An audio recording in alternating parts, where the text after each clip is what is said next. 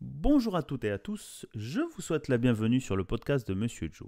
Monsieur Joe, c'est Joël Lelan, ingé, project manager, curieux et éclectique. Justement, comme ce podcast, tourné vers les entrepreneurs, les entrepreneuses, francophones et francophiles d'Allemagne et d'ailleurs. Nous nous attachons à découvrir les différentes facettes, parcours de créateurs de projets par un échange convivial. C'est parti! Aujourd'hui, nous recevons pour ce 50e épisode Marta Bleniak, avocate germano-franco-polonaise, qui nous revient avec une nouvelle thématique. Nous allons parler avec elle de contrats intra-européens, mais je pense que je vais la laisser développer ça par elle-même. Mais avant tout, bonjour Marta, comment vas-tu ? Bonjour Joël, merci de m'avoir invité à nouveau dans ton émission. Merci. Je vais très bien, on est en été, donc la chaleur arrive et de plus en plus de Français veulent rentrer au pays, des Allemands veulent rejoindre l'Allemagne. Donc la question de la mobilité internationale se pose de plus en plus souvent. D'où cette idée donc de développer les questions qui concernent justement le cadre juridique de la mise en place de la mobilité internationale en Europe et en dehors de l'Europe. Très très bien. Alors petit rappel sur Marta. Marta nous était venue, je crois, il y a un an, à l'épisode 14. On avait parlé justement du transfrontalier franco-allemand. Petit rappel Marta, qui tu es, où tu es actuellement ? Oui, alors je suis avocate française, je suis polonaise d'origine, donc ma langue maternelle c'est polonais. Mais je suis avocate française, donc j'ai fini mes études puis à l'école d'avocat en France et puis j'ai vécu en France pendant 20 ans. Et j'ai mon cabinet principal donc à Toulouse et des 2 bureaux secondaires aujourd'hui à Munich et à Cracovie et en Pologne. Puisque je voudrais souligner que je travaille en droit français dans plusieurs langues, mais pour la clientèle internationale. Donc, elle peut venir, ça peut être une clientèle internationale, européenne. Donc, je ne limite pas la clientèle à la nationalité. Ce qui est important, c'est que cette clientèle souhaite s'installer, partir ou a des connexions avec la France et le droit français. Très très bien. Donc tu es à Munich, donc peut-être pour les Français qui sont à Munich, pour rentrer en France par exemple. Donc aujourd'hui... Tout à fait. Pardon. Très bien. Donc aujourd'hui, les sujets, bon, tu m'avais suggéré quelques pistes, donc on vient juste d'en parler un peu. Les différents modèles de travail, ça c'est un premier point. Associé à cela, je pense, tout ce qui est les régimes de sécurité sociale et les assurances nécessaires.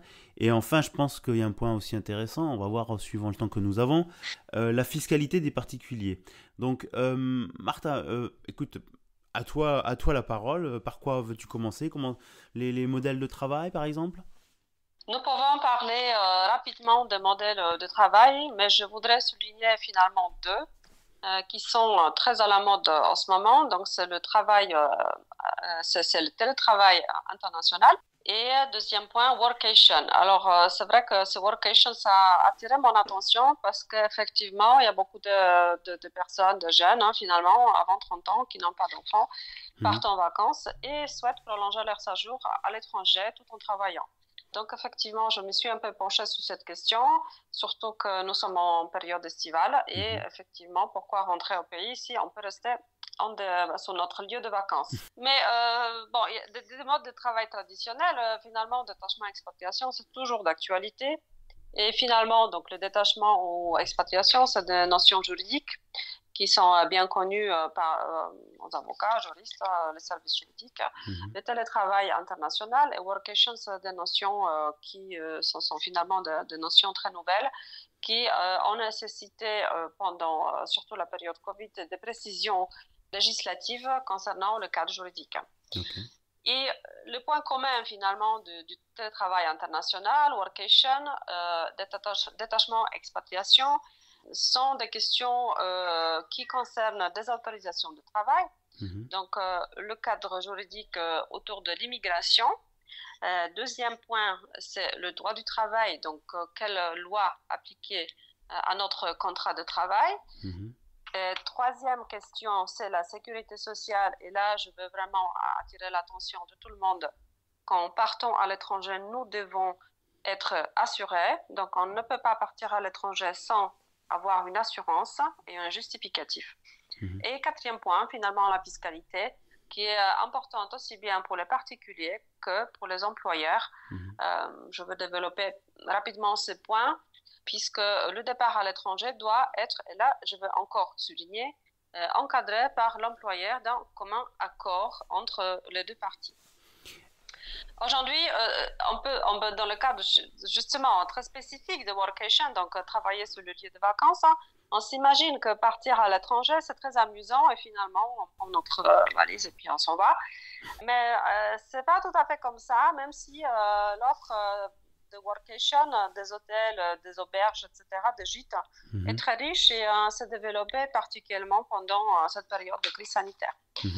Mais je souligne encore une fois, ça se met en place en accord avec l'employeur. Est-ce que ça veut dire que dans ce sens-là, comme tu le disais, départ de vacances, l'été, je vais partir en vacances et au final, j'ai quand même posé mes congés avec mon employeur en Allemagne. Je pars sur la mer et au final, bon, j'ai quand même pris mon PC avec moi. Bon, pour certains qui travaillent aussi comme des commerciaux, leur téléphone de travail, ils regardent de temps en temps les mails qui circulent. Je décide de rester une semaine de plus en ayant mon PC sur place. Est-ce que par exemple pour une semaine de plus, ça peut être couvert ou il faut avoir un accord avant de partir? Écrit. Alors, pour une semaine, le formalisme est trop lourd pour pouvoir mettre en place le travail ou workation sur le lieu de vacances si on prolonge d'une semaine. C'est très compliqué de le mettre en place du point de vue de la sécurité sociale.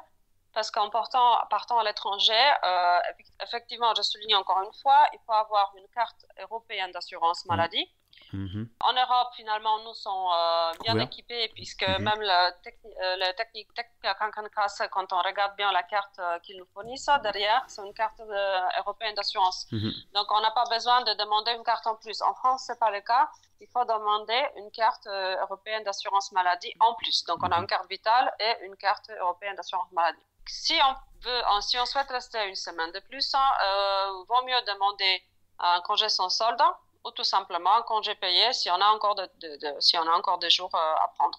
En parlant de prolongation, moi je parle plutôt d'un projet de quelques semaines, voire quelques mois, où notre congé sans solde ou notre congé payé ne suffisait pas.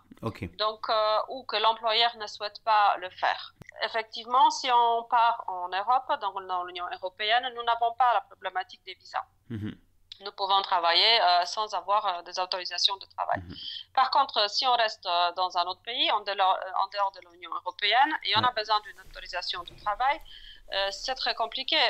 On n'obtient pas une autorisation de travail en 3 heures. Non, c'est clair. Donc, on ne peut pas décider sur un coup de tête que, voilà, désormais, je reste une semaine de plus. Ce n'est pas applicable. Parce que, oui, donc les histoires de visa de tourisme et visa de travail. Je prends l'exemple des États-Unis ou en Asie, vous pouvez avoir un visa de tourisme alors je ne sais plus, aux États-Unis c'est quelques mois, mais à un moment il faut avoir un visa pour y travailler, même si voilà. Mais parce que alors j'avais peut-être une question, je ne sais pas si ça te dérange pas de déjà une question, un cas précis dans le sens home office, donc télétravail de la maison, puisque on avait eu ça pendant la crise sanitaire, c'est-à-dire que les employés étaient demandés de rester chez eux à travailler. Et il y a eu des cas où on était un peu dans la zone grise, on va dire, des salariés français en Allemagne qui étaient demandés de rester à la maison. Et certains ont dit, bon, ben moi je rentre visite mes parents en France et je continue à faire du télétravail là-dedans. Alors bien sûr, il me semble que certaines sociétés ont dit, non, le télétravail, vous pouvez ne le faire que dans le pays où vous êtes domicilié. Est-ce que c'est applicable automatiquement ou est-ce que c'est au cas par cas? Est-ce que la société décide unilatéralement ou en accord avec ses employés de définir le home office? Parce qu'il y a le home office et le remote working qui sont peut-être deux thématiques différentes. C'est vrai que la crise sanitaire a amené toutes ces questions et aujourd'hui, effectivement, en Allemagne particulièrement, on voit beaucoup d'annonces de travail où c'est prévu d'emblée que ce sera home office d'office. En France, ce n'est pas le cas. Donc, Ok. en France, on ne propose pas automatiquement home office et le domicile comme le seul et unique lieu de travail. Ok. En France, la législation est beaucoup plus stricte sur ce sujet.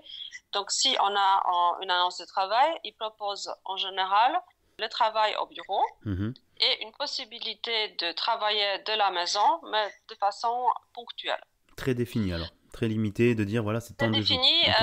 Moi, je donne mon avis. Je pense qu'on a déjà un petit peu expérimenté ce que représente home office. Mhm. En Bavière, surtout à Munich, on n'a pas tous 150 mètres carrés. Il y a des petites surfaces, Ouais. donc travailler de la maison nécessite une certaine logistique Mhm. et nécessite une discipline de notre part. Donc, Ouais. effectivement, il faut qu'on travaille en silence. On Mhm. est toujours au téléphone, souvent en tout cas. Et cela demande aussi la discipline des membres de famille qui doivent aussi s'adapter à notre cadre de fonctionnement. Mhm. Je pense que ça empiète de manière très importante sur le calme familial. Mhm. Et c'est la séparation de la sphère de la vie privée et professionnelle. D'accord. Ouais. Donc, je suis de moins en moins favorable à cette optique de travailler uniquement de la maison. Mhm. Surtout que l'employeur, il faut s'imaginer qu'il il fait des économies des frais. L'infrastructure, Il ouais. diminue les espaces professionnels Mhm. loués, donc Mhm. il diminue sa facture. Et pourquoi ce sera fait à notre frais? D'accord. Ouais, et Donc, c'est je trop. suis de plus en Mhm. plus perplexe et je pense qu'il vaut mieux quand même d'avoir un lieu de travail en dehors de la maison. Mhm. Peut-être que mettre en place avec l'employeur le remboursement de frais si on souhaite travailler dans un espace public. Mhm. Il existe de différentes possibilités. Mais le seul et unique lieu de travail domicile, ça me gêne de plus en plus. Ok, parce que ça, je l'ai vu certaines sociétés qui, en fait, pour s'équiper, parce que c'est vrai, comme tu le disais, travailler à la maison, ça a des avantages, des inconvénients. Bon, moi, je le vois aussi, hein. Je retourne au bureau et j'apprécie énormément d'être à nouveau au bureau, puisqu'il y a une certaine interaction avec les collègues, et puis tu es, on va dire, à 100% sur ton travail. Bon, bien sûr, il peut y avoir des moments de pause, mais il y a de dérangements autour de liés à ta vie privée. Donc après, il y a le pour et le contre des deux côtés, hein. Après, ça dépend de tous les métiers. Je pense que c'est des avis personnels. Mais sur quoi je voulais revenir, c'était le questionnement de dire, voilà, faire home office, très bien, mais il y a besoin d'une certaine contrepartie parce que l'employé prend à sa charge les frais d'énergie, donc l'électricité, les frais de connexion, communication, on va dire, l'internet, frais de chauffage. Bon, avec la situation actuelle, c'est un sujet qui, bien sûr, à savoir comment ça fonctionne. Puis l'équipement. Et comme tu le disais, tout le monde n'a pas nécessairement une pièce séparée qui peut être considérée comme un bureau de travail où tu peux vraiment t'isoler du reste des membres de la famille. Donc il y a tous ces points-là qui, bien sûr, je pense que c'est un sujet sur lequel tu dois être très prise, dans le sens où il y a une définition au cas par cas. Tout cela doit être vraiment, on va dire, un avenant au contrat pour l'employé. Je pense que est-ce que c'est le mieux à faire, mais même si tout ne peut pas être, comment dire, mis sur le papier, ou est-ce que, quelle est l'approche côté allemand, côté français, tu l'as déjà indiqué, c'est beaucoup plus strict, il n'y a pas de partie Oui. hybride. Et en Allemagne, Mhm. Côté allemand, je ne connais pas parce que je ne connais pas le droit allemand. Ok, Donc là, ok, je ne me prononcerai pas. d'accord. En ce qui concerne la France, alors dans tous les cas, si on est employé d'une société allemande, je Mhm. pense que c'est commun à tous les pays. Il faut quand même prévenir l'employeur, donc ça se prépare encore une fois. Mhm. Qu'on souhaite rester sur le lieu de vacances ou Mhm. de notre résidence secondaire en France, Mhm. au-delà de notre congé payé. D'accord. Et cela est possible, ça c'est pour rebondir sur ta première question, home office à partir de la France pour notre employeur allemand. Ok. Je pense que l'employeur allemand, bon ça c'est la mise en place en fait. Il faut vraiment le prévenir, mettre en place par avenant, effectivement, parce que on a ici une modification très importante, une modification du lieu de travail. Mhm. Et en France, le lieu de travail fait partie des mentions dans le contrat du travail, non pas forcément en indiquant le lieu précis, mais également on peut ici définir la région. Ok. Cela est très important et c'est pour ça aussi que certains employeurs ont refusé le télétravail à l'international, parce que le lieu de travail peut peser sur cette réglementation en matière de sécurité sociale, de fiscalité. Ok. Donc, pour l'employeur aussi, l'impact est très important puisque si l'administration fiscale considère que le salarié n'a pas d'autre lieu de travail que son domicile qui est ici en France, l'administration fiscale pourrait qualifier cet endroit d'établissement stable et imposer finalement les salaires de salariés, donc procéder à la retenue à la source, d'autres finalement moyens d'imposition des salaires de salariés en France, du fait que ce salarié travaille de la maison et donc il n'a pas d'autre lieu de travail que celui-ci. Donc encore une fois, ça s'encadre par avenant. Il faut mettre en place un avenant au contrat de travail et de préférence aussi, je conseille les entreprises de mettre un règlement intérieur dans lequel le cadre juridique de home office doit être déterminé. Donc aujourd'hui, ce qui est important, c'est l'hygiène, la sécurité, l'assurance, enfin, la santé de travail. En France, très important. On ne peut pas travailler 24H. Non. Il faut vraiment que le salarié ait le droit à la déconnexion et les horaires de travail doivent être déterminés. Si on est à 35 heures, on est à 35 heures. Si on fait des heures sup, on fait des heures sup. Et souvent, le salarié va demander de payer des heures supplémentaires. Il doit bien évidemment les justifier. Donc, on ne fait pas comme on veut. Donc, et encore, ici, c'est question de la sécurité sociale. Donc, si on souhaite rester quelques mois en France, quelques semaines, on doit avoir un formulaire A1. C'est-à-dire que de justifier l'affiliation au système de sécurité sociale allemand, ça, c'est une réglementation européenne. Donc, je ne fais pas une découverte. C'est la même chose qu'en France, en Allemagne, en Pologne. Il faut un formulaire A1 qui justifie l'affiliation. En matière de télétravail, on a un doute s'il s'agit d'un détachement. Aujourd'hui, la réglementation ne le précise pas exactement quelle formule juridique peut ici adopter. En tout cas, le formulaire A1 est une formule recommandée. Donc, on part avec le formulaire A1. Et en Allemagne, de recevoir un formulaire A1, c'est très rapide.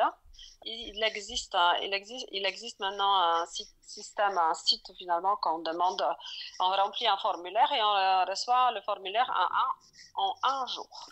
Alors c'est vraiment très très efficace, ne pas oublier de le faire. Donc ça c'est un bon point à aborder. Du coup, donc il faut toujours partir avec ce formulaire.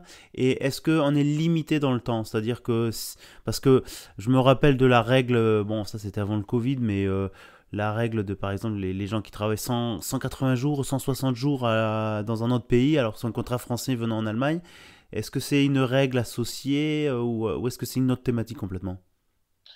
Ça, c'est la thématique fiscale.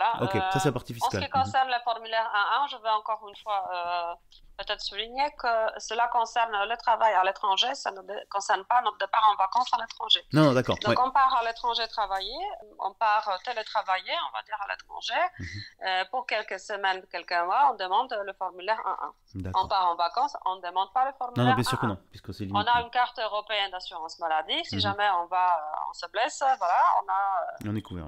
La carte d'assurance et puis on n'a pas besoin d'avancer de frais en général. La règle de 186 jours, 183 jours, c'est une règle fiscale qui dit que si on est à l'étranger au-delà de cette quantité de jours, donc 183 jours, on doit payer les impôts dans les pays d'accueil. Donc ça dépend aussi des conventions fiscales. Ici, il faut vérifier la convention fiscale franco-allemande qui fixe justement des règles et surtout la différence se fait sur l'appréciation de 183 jours. Il y a certains pays qui calculent en fonction de l'année fiscale et il y en a d'autres qui calculent en fonction de 12 mois consécutifs. Ah oui, ok. Donc, ce n'est pas du tout la même chose. Donc, l'année fiscale, c'est du 1er janvier au 31 décembre. 12 mois consécutifs, ça peut aller de 1er avril au 1er avril l'année prochaine, N+1. D'accord. Donc, là, il faut vérifier. Et effectivement, si on est obligé de payer les impôts à l'étranger, puisqu'on y reste au-delà de 183 jours, effectivement, notre employeur est censé s'enregistrer à l'URSSAF éventuellement l'URSSAF, firme étrangère, pour liquider nos cotisations et puis pour les impôts, c'est une autre histoire, hein, c'est l'administration fiscale. En tout cas, c'est très compliqué. Je pense qu'on ne va pas rentrer ici dans Non, les non, détails. non. Mais c'est bien ce genre de précision de mettre moins la puce à l'oreille aux auditeurs avant de partir, que ça soit en détachement ou travailler sur certaines missions en France ou en Allemagne. C'est-à-dire qu'il y a quand même certaines démarches à préparer en avance, que ça soit en tant qu'employeur de son côté pour les assurances, la Sécu, comme tu le disais, mais aussi avec l'employeur d'avoir les avenants, de définir le cadre de travail, bon, mais comme tu l'as dit, les règles internes d'une société, les heures de travail de telle heure à telle heure, être joignable au téléphone de telle heure à telle heure, et ainsi de suite. Pour être... Moi, je pense que c'est l'approche qu'il faut avoir, c'est-à-dire avoir un cadre déjà défini, écrit au début, parce que après, quand il va y avoir des discussions, on n'a pas de définition sur une base saine, quoi. Donc je pense que c'est très important. Merci Martha. Je t'en prie, Joël. J'espère que vous avez d'autres questions. Je peux répondre aux questions supplémentaires si jamais. Alors écoute, Si jamais il y a des questions, effectivement, je pense que ça gâche un peu le plaisir de partir en vacances et travailler. Il y a un autre point encore, les accidents de travail. Oui. Je ne souhaite à personne, mais si on n'est pas bien assuré, notre employeur n'est pas informé, on peut vraiment avoir des soucis. Donc, j'insiste encore une fois sur ces points. Ok. D'accord. Donc très bien, mais écoute, je crois que Martin, on a fait un tour intéressant sur les points à surveiller avant de partir travailler sur son lieu de villégiature. Donc ce que tu désignes comme workation, que je connaissais pas ce terme, le télétravail, l'approche fiscale aussi. Et donc voilà, est-ce qu'il y a d'autres points à rajouter de ta part? Est-ce que tu penses, je pense que tu avais donné une devise, on peut la reciter, Martha, s'il te plaît? Alors écoute, tu l'avais marqué, il n'y a pas de problème, tu avais marqué le succès dépend de la planification de l'infrastructure sur place et de l'homogénéité du groupe. Alors donc il s'agit non seulement de bien s'entendre, mais de surtout définir dès le début les différents rythmes de travail. Donc je pense que c'est ce qu'on a dit, c'est-à-dire qu'avant de partir, je pense qu'il est important de mettre tout à plat, la systématique de comment on va fonctionner, donc l'employé avec l'employeur, pour être sûr de ne pas se retrouver dans des situations un peu délicates comme en cas d'accident de travail, ce qu'on ne souhaite à personne, ou de ne pas être couvert par l'assurance maladie, parce qu'on peut tomber quand même malade. Donc voilà. Martha, un petit rappel peut-être de tes coordonnées si nos auditeurs ou nos auditrices veulent te contacter pour avoir tes conseils ou un entretien sur ces thématiques-là. Est-ce que c'est bon à indiquer? Oui, alors on peut me retrouver sur le site internet. Donc, bledniakavocat.com.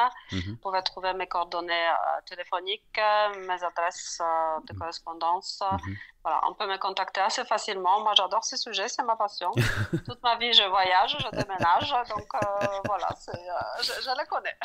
Écoute, très bien, Martha, je te remercie. On rajoutera aussi... on peut te contacter par LinkedIn aussi?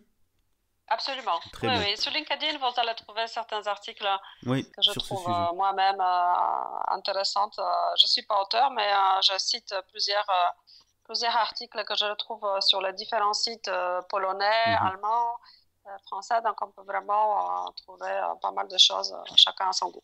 Écoute, je suis ravi de cet échange. J'espère que nos auditeurs auront appris quelque chose ou auront eu quelques réponses ou des orientations sur ce genre de problématiques. Ils peuvent réfléchir à se mettre dans ce genre de situation. Donc merci beaucoup Martha pour cette participation, ce deuxième passage sur un sujet qui je pense nous concerne un peu tous. Il ne me reste plus qu'à te dire merci et à bientôt. Ciao. Merci Joël, bonnes vacances à tous. Merci, ciao.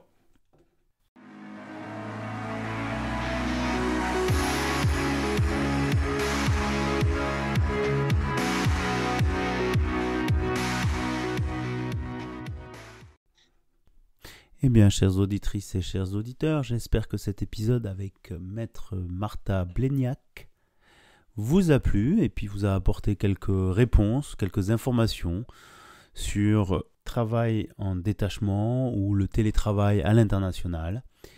Ça vous permettra aussi d'ouvrir quelques questionnements, peut-être avant de vous décider à aller travailler sur votre lieu de villégiature.